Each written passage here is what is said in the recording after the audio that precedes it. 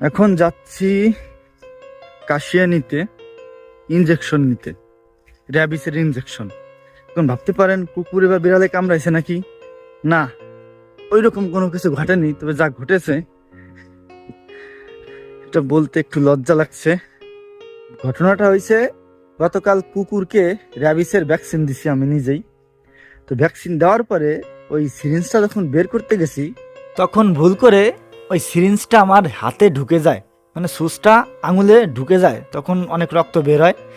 মানে কুকুরকে ভ্যাকসিন দিয়েছি, সেই সিরিঞ্জ আমার হাতে ঢুকেছে।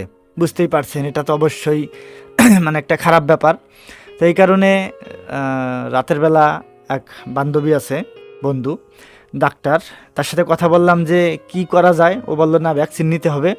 পোষা কুকুর, তাতে কি হয়েছে। এরপরে সকালবেলায় যে বের হয়েছি ভ্যাকসিন নেওয়ার জন্য। তো রাস্তায় এসে গাড়ি পাচ্ছিলাম না বলে আমাদের পাশের গ্রামে এক ভাই মোটরসাইকেল যাচ্ছিল, তো তার গাড়িতে উঠে গেছি।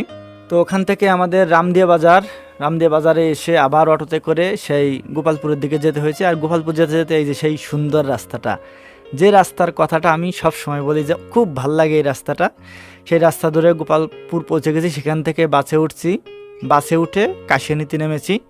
কাশিয়ানি থেকে 20 টাকা ভাড়া করে বললাম যে চলো সদর হাসপাতালে। তো ওখানে মানে যাওয়ার আগেই আমার সেই ফ্রেন্ডটা টিকিট কেটে রেখেছে, মানে আমাকে গিয়ে আর কোনো সিরিয়াল দেওয়া লাগেনি। ও বলছে আমি কেটে রেখেছি, তুমি গিয়ে বললেই হবে। আর এই হাসপাতালে আমি আগে কখনো যাইনি, এটাই প্রথমবার।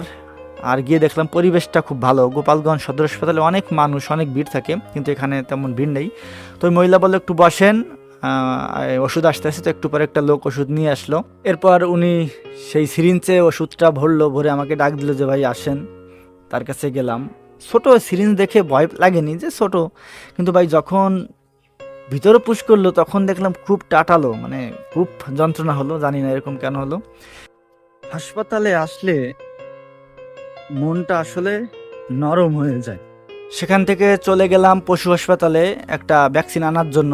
এক ভার্বেটা বলছিল নিয়ে আসতে, তো সেখানে গিয়ে বললো নাই, দোকানে পাবেন। তো দোকান থেকে কিনে নিয়ে আসলাম। আসলে সরকারি হাসপাতাল ওষুধ থাকে, কিন্তু ওরা ইচ্ছা করে বলে নাই, মানে দিবে না। এরপরে হোটেলে আসলাম, হোটেলে এসে দুটো রুটি খেলাম, কারণ সকালে তো কিছুই খেয়ে যায়নি। খাওয়া শেষ করে এরপরে আবার বাসে উঠে গেলাম। বাসে উঠে ওভারব্রিজ থেকে এই সুন্দর দৃশ্যটা একটু ধারণ করলাম, নিচ দিয়ে ট্রেন লাইন আর উপরে ওভারব্রিজ, এটা খুব ভালো লাগছিল দেখতে।